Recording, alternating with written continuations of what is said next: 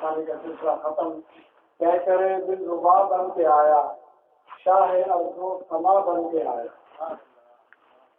یا رسول اللہ آپ کہہ کرے دل ربا بن کے آیا، شاہ ارض و سما بن کے آیا. سب رسول خدا بن کے آئے، تو حبیب خدا بن کے آیا. بس یہاں پہ بات ختم. سب رسول خدا بن کے آئے تو حبیب خدا بن کے آئے. بس آخر میں خطاب شروع ہوگا. سب لوگ توجہ کے ساتھ درس قرآن پاک سنیں. انشاءاللہ آپ سب کو پتہ ہے علامہ صاحب بیان کریں گے، تو انشاءاللہ اگلے جمعہ سے آپ ذہن بنا کے رکھیں.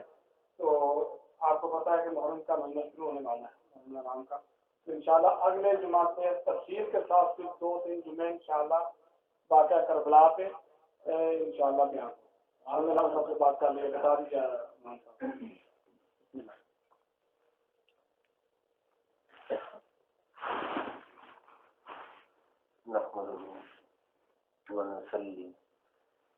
ونسلم على سيدنا ومولانا رسوله النبي الأمين. أما بعد، أعوذ بالله من الشيطان الرجيم. بسم الله الرحمن الرحيم. إن عدة الشهور عند الله 12 شهرا في كتاب الله يوم خلق السماوات والأرض منها 4 حرم ذلك الدين القيم فلا تظلموا فيهن أنفسكم وقاتلوا المشركين كافة كما يقاتلونكم كافة واعلموا أن الله مع المتقين. صدق الله مولانا وصدق رسوله النبي الكريم. اللہ پاک کا کرم ہے کہ ذات مرتبہ کریم نے ہمیں نیا سال عطا کیا. یہ پہلے سال پہلی رات ہے. اگل آنے والا جو سال ہے نا، میں ہم داخل ہو چکے ہیں، جو پہلی رات ہے 1433 ہجری. ماشاءاللہ 1432 ہجری ختم ہو گیا اور 33 ہجری کی پہلی رات ہے. آپ سب کو یہ آنے والا نیا سال مبارک ہو. محرم الحرام یہ ان 4 مہینوں میں سے ایک مہینہ ہے جس کا ذکر، جس کی حرمت کا ذکر اللہ پاک نے اس آیہ کریمہ میں ارشاد فرمایا. اللہ پاک فرماتے ہیں کہ بے شک مہینوں کی گنتی اللہ کے نزدیک 12 ہے، اور یہ سب جو گنتی ہے 12 مہینوں کی گنتی اللہ کی کتاب میں درج ہے. ان میں سے 4 مہینے ایسے ہیں جو اس نے حرمت والے قرار دے دیے. حرمت والے، حرمت سے کیا مراد ہے؟ حرمت کا معنی ہے عزت والے. کیا مہینے ہیں؟ عزت والے. مطلب یہ ہے کہ ان 4 مہینوں کے اندر قتل و غارت کرنا، جنگ کرنا، یہ سب اللہ پاک نے ممنوع قرار دے دیا. اور اللہ نہ صرف یہ بلکہ اللہ پاک فرماتا ہے کہ جب سے اس نے زمین اور آسمان کو تخلیق کیا ہے تب سے یہ 4 مہینے ایسے ہیں کہ ان 4 مہینوں کے اندر قتل کرنا، جنگ کرنا، جنگ و قتال کرنا، کسی کو مارنا، یہ اللہ پاک نے حرام قرار دے دیا ہے جب سے زمین و آسمان کی تخلیق ہوئی ہے. یوم خلق السماوات والارض منها 4 حرم، کہ جب سے اس نے آسمان اور زمین بنائے. 4 مہینے کون سے ہیں؟ ذوالقعدہ، ذوالحجہ اور محرم، اور چوتھا مہینہ رجب المرجب. ایک مہینہ علیحدہ اور 3 مہینے ساتھ. تو اللہ پاک نے ان 4 مہینوں کو انتہائی عزت کا مقام عطا فرمایا۔ حاضرین گرامی قدر، یہ محرم کا مہینہ وہ اعلیٰ مہینہ ہے، وہ عظمتیں اللہ پاک نے اس ماہ کو عطا فرمائی ہیں کہ اس ماہ مبارک کے اندر بلکہ 10 محرم اللہ پاک نے عطا فرمایا۔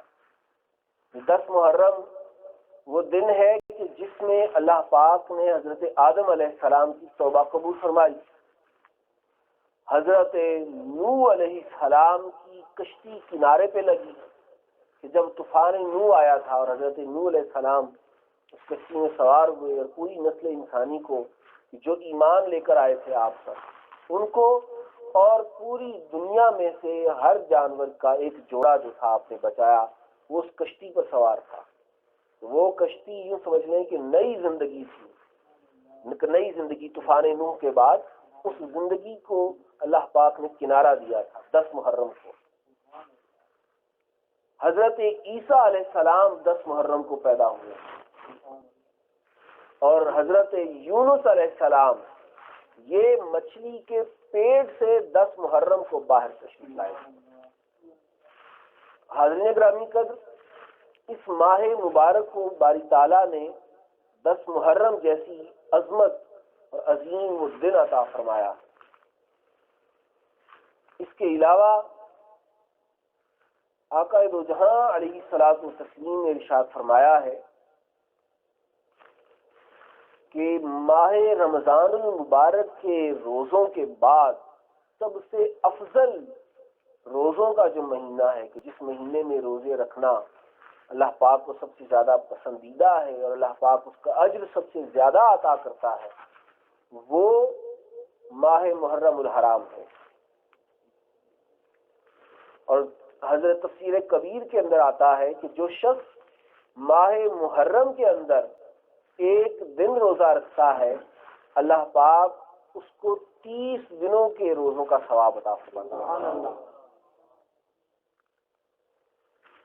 اور جو شخص 10 محرم کا روزہ رکھتا ہے، اللہ پاک سارے سال کے گزشتہ سارے سال کے گناہ اللہ پاک اس کے بخش دیتا ہے۔ اور 10 محرم کو ایک دن کا روزہ نہیں رکھتے۔ میں نے آپ سے پہلے بھی ذکر کیا تھا کہ نفلی روزے جو ہوتے ہیں، یہ 10 محرم کا روزہ نفلی روزہ ہے، اور نفلی روزے ایک دن کا روزہ نہیں ہوتا، چند ایک دن ہے، عید کا دن ہو گیا یا جمعرات کا دن ہو گیا۔ باقی دنوں میں جب آپ روزے رکھیں گے تو اس میں دوسرے دن کو ساتھ ملا کے رکھیں گے۔ تو 10 محرم کا ایک دن کا روزہ نہیں بلکہ 9 اور 10 یہ 2 دنوں کے روزے رکھیں۔ آقا دو جہاں علیہ الصلوۃ والتسلیم کی بارگاہ میں صحابہ نے عرض کیا کہ یا رسول اللہ، یہودی روزہ رکھتے ہیں 10 محرم کو، تو حضور نے ارشاد فرمایا کہ ہم ان سے زیادہ حقدار ہیں 10 محرم کو روزہ رکھنے کے، تو ہم 10 محرم کو روزہ رکھیں گے۔ اس کے ساتھ حضور نے 9 محرم کو ملا لیا۔ تو کوئی شخص چاہے تو 9 محرم کو ساتھ ملا کے روزہ رکھ لے، تو چاہے 11 محرم کو ساتھ ملا کے روزہ رکھ لے۔ اکیلے 10 محرم کا روزہ جائز نہیں ہے، یاد رکھیں۔ اس کو دوسرے دن کے ساتھ ملانا پڑے گا، تو یا تو 11 محرم کے ساتھ یا 9 محرم کے ساتھ۔ پھر اس ماہ مبارک کی کچھ فضیلتیں ہیں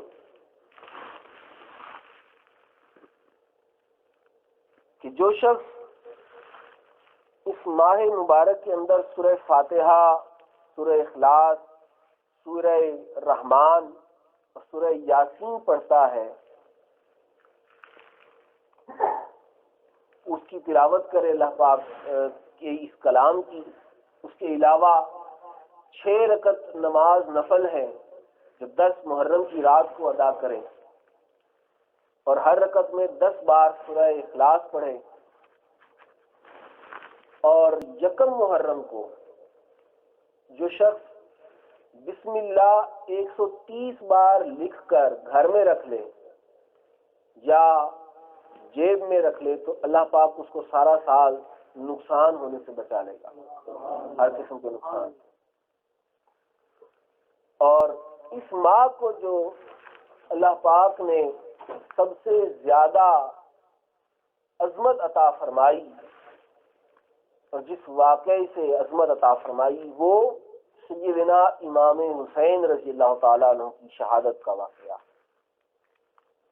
اور یہ واقعہ ایسا ہے کہ آقا دو جہاں علیہ الصلوۃ والتسلیم نے اپنی حیات مبارکہ کے اندر اس کا اتنا ذکر کیا کہ صحابہ کرام میں یہ بات حضرت امام حسین کی شہادت کی بات حضور کے زمانہ اقدس میں مشہور ہو گئی کہ ہر صحابی کو اس بات کا علم تھا کہ سیدنا امام حسین رضی اللہ تعالیٰ عنہ نے شہید ہونا ہے. اور حضرت امیر معاویہ رضی اللہ تعالیٰ عنہ کو بھی اس بات کا علم تھا کہ ان کا ہی بیٹا اہل بیت کو شہید کرے گا. اس وجہ سے آپ شادی ہی نہیں کر رہے تھے.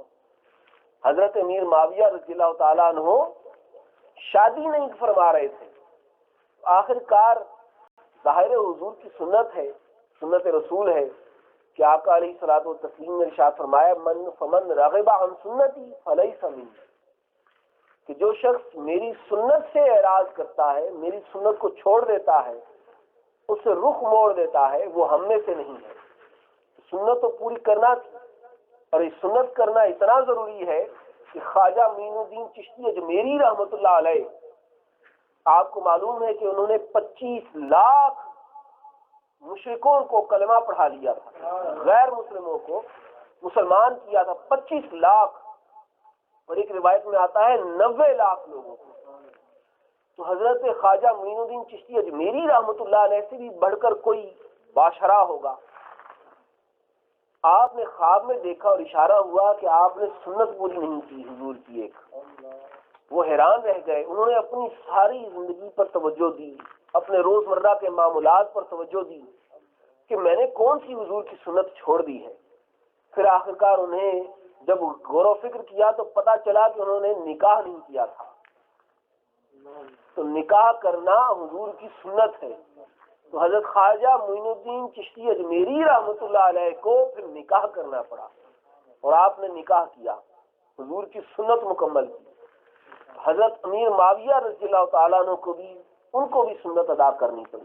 اور جب سنت ادا کر لی تو پھر آپ کے بطن سے جو بچہ پیدا ہوا، آپ کی زوجہ محترمہ کے بطن سے، اس بچے کو پھر آپ نے اپنی زوجہ کے ساتھ رکھا. وہ آپ کی زوجہ کے ساتھ رہا، اسی قبیلے کے اندر پروان چڑھی. وہ یزید وہیں پڑھتا تھا، وہیں رہتا تھا، تربیت اسی قبیلے کے اندر ہوئی. اس تربیت کا اثر یہ تھا کہ وہ شاعر بنا.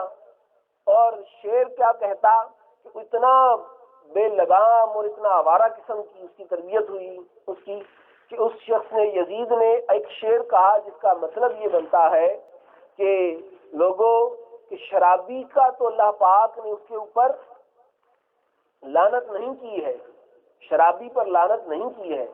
قرآن پاک میں آتا ہے نا فویل للمصلین الذین هم عن صلاتهم ساہون، کہ جو لوگ اپنی نمازوں میں سستی کرتے ہیں ان پر اللہ کی لعنت ہے، وہ جہنم کے گڑھے میں جائیں. تو اس نے کہا کہ اللہ تعالیٰ نے فویل کا جو کلمہ ہے یہ شرابیوں کو نہیں کہا، یہ نمازیوں کو کہا ہے. اس کی ذہنی ساخت میں بتا رہا ہوں کہ ذہنی تربیت اس کی اس قسم کی ہو گئی تھی کہ وہ عام کلام میں بھی کلام الہی سے مذاق کیا کرتا تھا اور عام لوگوں کے ساتھ. اس کا یہ معمول تھا. اس کے بعد پھر صحابہ بعد میں مورخین یہ کہتے ہیں کہ یزید اتنا بے لگام اور آوارہ قسم کا شخص تھا کہ وہ ماؤں کے ساتھ، بیٹیوں کے ساتھ نکاح کرنا جائز سمجھتا تھا. اس کی یہ حالت ہو گئی تھی. اور حضرت امیر جو اس کے بارے میں روایت کہا جاتا ہے، کیا جاتا ہے، کہا یہ جاتا ہے کہ یزید قسطنطنیہ میں گیا تھا اور قسطنطنیہ میں حضور علیہ الصلوۃ والتسلیم نے جو پہلا بحری بیڑا جس نے جو قسطنطنیہ کو فتح کرے گا، حضور نے اس تمام لشکریوں کی بخشش کی بشارت دی ہے. تو اس کا جواب یہ ہے کہ جو پہلا بحری بیڑا گیا تھا، بحری بیڑا جو گیا تھا، یہ جس نے قسطنطنیہ کو فتح کیا تھا، یزید اس میں شامل ہی نہیں تھا. اور جو لوگ شامل تھے وہ بیمار ہو گئے تھے، یزید کو کہا گیا لیکن یزید گیا نہیں، اور پھر یزید کو حضرت امیر معاویہ رضی اللہ تعالیٰ عنہ نے بطور سزا کے اس کو بھیجا تھا قسطنطنیہ پر۔ اس کو کوئی مطلب جنگ جہاد کا شوق نہیں تھا، جہاد کا شوق نہیں تھا، دین کی خدمت کا شوق نہیں تھا، وہ حضرت امیر معاویہ رضی اللہ تعالیٰ عنہ نے اس کو سزا کے طور پر بھیجا تھا، تو وہ سزا کے طور پر وہاں پر گیا تھا اور بیمار ہو گیا تھا یزید، کہ وہاں پہ جانے والے اکثر جو تھے مجاہدین بیمار ہو جاتے تھے۔ یزید کی یہ حالت تھی، اور پھر جب یزید کو آپ نے حضرت امیر معاویہ رضی اللہ تعالیٰ عنہ کے بعد یزید کو جب خلیفہ اور بادشاہ بنا دیا گیا تھا، خلیفہ تو نہیں کہنا چاہیے، بادشاہ بنا دیا تھا یزید کو، تو یزید نے حضرت امام حسین رضی اللہ تعالیٰ عنہ اور اہل بیت کے لیے خصوصاً اس نے یہ حکم جاری کیا تھا کہ ان سے بیعت لی جائے، اور حضرت جہاں تک تعلق ہے سیدنا امام حسین رضی اللہ تعالیٰ عنہ کا اس کے خلاف جہاد کرنے کا، وہ معاملہ یہ ہے کہ حضرت امام حسین رضی اللہ تعالیٰ عنہ کو بھی کرسی کی کوئی لالچ نہیں تھی، کہ کسی شخص کے ذہن میں یہ خیال آتا ہو کہ سیدنا امام حسین رضی اللہ تعالیٰ عنہ نے یہ جو یزید کے خلاف کلمہ حق بلند کیا تھا، نعرہ لگایا تھا، تو یہ اس لیے تھا کہ آپ کو اس کرسی کی لالچ تھی، اقتدار کی لالچ تھی، اور آپ وہ اقتدار چاہتے تھے، نہیں، بلکہ سیدنا امام حسین رضی اللہ تعالیٰ عنہ امت مسلمہ کو اس بد کردار بادشاہ سے نجات دلانا چاہتے تھے، جس نے اس اقتدار کو، اہل اسلام کو، امت مسلمہ کی قیادت کو اوپر قبضہ کر کے اس نے امت مسلمہ کی قیادت کو بدنام کر دیا تھا۔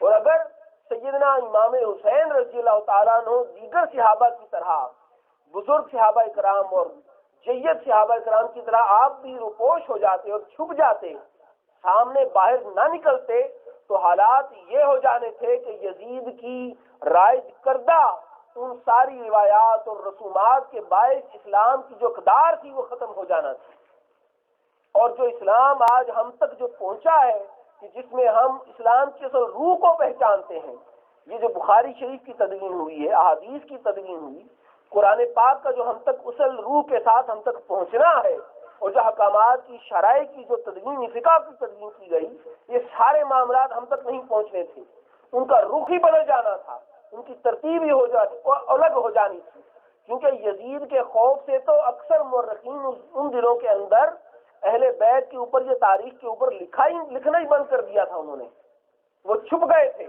اور حضرت امام حسن بصری رحمۃ اللہ علیہ، کہ جن کے بارے میں لوگ یہ گمان کرتے ہیں کہ آپ کی ملاقات نہیں ہوئی حضرت علی سے، اس کی وجہ یہ ہے کہ حضرت امام حسن بصری رحمۃ اللہ علیہ نے ان یزیدیوں کے ڈر کی وجہ سے کہ کہیں وہ ان کے دشمن نہ ہو جائیں اور ان کو دین کی خدمت سے روک نہ دیں، وہ حضرت علی کا نام نہیں لکھا کرتے تھے روایت کے اندر، اپنی روایت میں جو حضرت علی سے مروی ہوتی تھی حدیث، اس میں حضرت علی کا نام نہیں لکھتے تھے، تو بعد میں آنے والے لوگوں کو مغالطہ ہوا کہ سیدنا امام حسن بصری کی ملاقات نہیں ہوئی حضرت علی سے۔ یہ ایک مثال دے رہا ہوں کہ اس دور میں مورخین اس بات سے اجتناب کرتے تھے کہ یزیدی اتنے ظالم لوگ ہیں کہ اہل بیت کی اور حضور علیہ الصلوۃ والتسلیم کی آل کے اوپر لکھنا اور حقائق کو بیان کرنا اس کے نزدیک بہت بڑا ظلم تھا، اور وہ اس کو روکنے کے لیے بڑے سے بڑا قدم اٹھانے سے چکتا نہیں تھا۔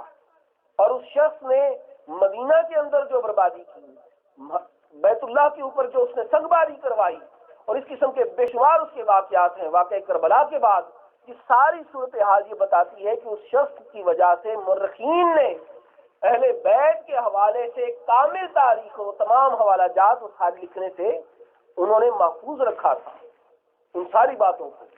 تو حاضرین گرامی قدر، سیدنا امام حسین رضی اللہ تعالیٰ عنہ اگر آپ آواز حق بلند نہ کرتے تو آج تک ہم تک اسلام بھی صحیح معنوں میں نہیں پہنچنا تھا، اور حضرت امام حسین رضی اللہ تعالیٰ عنہ کا اس کے خلاف شہادت دینا در حقیقت حضرت حضور علیہ الصلوۃ والتسلیم کی اس حدیث کا مصداق ہے کہ آقا علیہ الصلوۃ والتسلیم نے فرمایا حسین منی و انا من الحسین، کہ حسین مجھ سے ہے اور میں حسین سے ہوں، کہ حضرت امام حسین تو حضور علیہ الصلوۃ والتسلیم سے تو ہیں ہی، کہ آپ کی لخت جگر کے بیٹے ہیں، حضور علیہ الصلوۃ والتسلیم کے نواسے ہیں، لیکن حضور کا امام حسین سے ہونا کہ حضور کا فرمانا انا من الحسین، اس کا معنی یہ ہے کہ اگر حضرت امام حسین رضی اللہ تعالیٰ عنہ آگے سیسا پلائی ہوئی دیوار نہ بنتے یزید کے سامنے، تو پھر اسلام کی اصل اقدار کی تو کسی کو حقیقت معلوم ہی نہیں ہونا تھا، کسی کو پتہ ہی نہیں چلنا تھا کہ اسلام حقیقت میں ہے کیا، اس کی اصل اقدار کیا ہے، وہ اصل شے ہے کیا جو حضور علیہ الصلوۃ والتسلیم نے ہمارے لیے چھوڑی ہے، قرآن و سنت سے وہ کیا چیز ثابت ہوتی ہے۔ اور اسی وجہ سے حضور علیہ الصلوۃ والتسلیم نے ایک اور جگہ پر یہ ارشاد فرمایا کہ میں اپنے بعد دو چیزیں چھوڑ کے جا رہا ہوں، ایک قرآن اور دوسرے اہل بیت۔ ایک قرآن چھوڑ کے جا رہا اور دوسرا اہل بیت، ان دونوں کو تھام کے رکھنا، تم لوگ گمراہ نہیں ہوگے۔ تو اہل بیت کو تھامنا گویا سیدنا امام حسین رضی اللہ تعالیٰ عنہ کو آپ کی اسوہ کو تھام کے رکھنا ہے کہ جس طرح آپ باطل کے سامنے ڈٹ کر کھڑے ہو گئے تھے، تو اسی سنت پر عمل کرتے ہوئے ہمیں بھی آج باطل کے سامنے اسی طرح ڈٹ کے کھڑا ہونا چاہیے، کہ بجائے اس کے کہ اگر ہم اپنا آپ چھپا لیں اور اپنی جان بچانے کی خاطر اور اپنے آپ کے سر کو چھپا لیں کہیں کسی بھی سوراخ کے اندر، تو اس سے حقیقت جو ہے وہ چھپ جائے گی اور اس کا سامنے آنا وہ آنے والی نسلوں کے لیے نقصان دہ ہوگا۔ تو حضرت سیدنا امام حسین رضی اللہ تعالیٰ عنہ، آپ کو تو یزید نے کہا تھا، اس نے تو آپ کو یہ پیشکش بھی کی تھی کہ آپ مسجد سنبھال لیں، میں آپ کو کچھ نہیں کہوں گا۔ اہل بیت کو یزید نے پیشکش کی تھی کہ آپ مسجد سنبھال لیں اور میرے خلاف آواز نہ اٹھائیں، تو میں آپ کو کچھ نہیں کہوں گا، میرے خلاف آواز نہ اٹھائیں، میرے خلاف بولے نہ، مسجد سنبھالیں، لوگوں کو رشد و ہدایت دیں، لوگوں کو قرآن و سنت کی تعلیم دیں، ان کو سنت پر عمل پیرا کروائیں، اور میرے خلاف آواز نہ اٹھائیں تو میں آپ کو کچھ نہیں کہوں گا۔ آپ مسجد تک محدود رہیں، میدان جنگ میں نہ آئے، آپ باہر نہ نکلیں، سیاست میں نہ آئے۔ کس میں؟ سیاست میں نہ آئے۔ یزید تو کہتا تھا کہ آپ سیاست میں نہ آئیں، صرف مسجد تک محدود رہیں اور سیاست سے اپنے آپ کو پاک کر لیں اس گندی چیز سے، تو میں آپ کو کچھ نہیں کہوں گا، آپ محفوظ رہیں گے، اہل بیت بھی محفوظ رہیں گے۔ اور اگر سیدنا امام حسین رضی اللہ تعالیٰ عنہ ایسا کر لیتے تو آج ہمیں اسلام بھی نہیں پہنچنا تھا اس طرح، اس کی اصل اقدار۔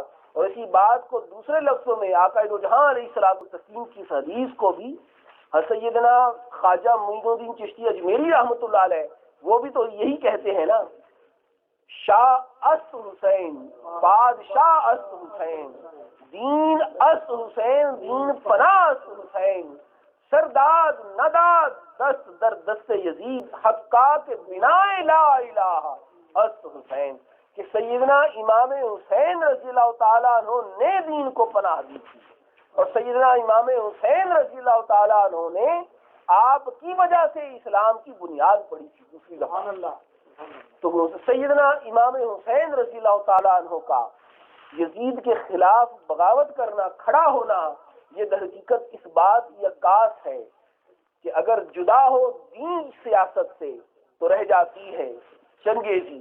آپ نے اس چنگیزیت کے خلاف آواز اٹھائی تھی کہ اس دین سے سیاست علیحدہ نہ کی جائے، اس دین کے دونوں پہلوؤں کو علیحدہ نہ کیا جائے، بلکہ مذہب اور سیاست کو ایک جگہ کیا جائے۔ تو حاضرین گرامی قدر، اللہ پاک کا احسان ہے، اللہ پاک ہمارے حال پر رحم کرے اور ہمیں توفیق دے کہ ہم سیدنا امام حسین رضی اللہ تعالیٰ عنہ آپ کے اسوہ سے سبق سیکھیں، آپ کی اسوہ پر چلیں اور اپنی زندگی کو، اپنی حیات کو ہم معتدل طریقے سے چلائیں، جس کے اندر کچھ مذہب کا بھی حصہ اور کچھ سیاست کا بھی ہو۔ اپنے آپ کو نہ تو سیاست سے بالکل کلیتاً خالی کر دیں اور نہ ہی کلیتاً مذہب سے خالی کر دیں۔ یہ نہ ہو کہ دیکھنے والا یہ سمجھے کہ یہ تو صرف مسجد تک محدود ہے، اور نہ کوئی دوسرا شخص یہ سمجھے کہ یہ صرف یہ مسجد کے اندر اور ہوتا ہے اور مسجد سے باہر اس کا رخ اور ہوتا ہے۔ تو ہمیں ایسا ہی رہنا چاہیے جیسے ہم مسجد کے اندر ہوتے ہیں، اور جس طرح ہم مسجد سے باہر ہیں ویسی ہی ہمیں مسجد کے اندر بھی ویسا ہی ہمیں اپنی زینت کو اختیار کرنا چاہیے۔ تو اللہ پاک ہمارے حال پر رحم کرے اور ہمیں توفیق دے کہ ہم سیدنا امام حسین رضی اللہ تعالیٰ عنہ کے نقش قدم پر چلیں، اور جس طرح سیدنا امام حسین رضی اللہ تعالیٰ عنہ باطل کے سامنے انہوں نے سر نہیں جھکایا، اللہ پاک ہمیں بھی توفیق دے کہ ہم بھی باطل کے سامنے سر نہ جھکائیں۔ وما علینا الا البلاغ۔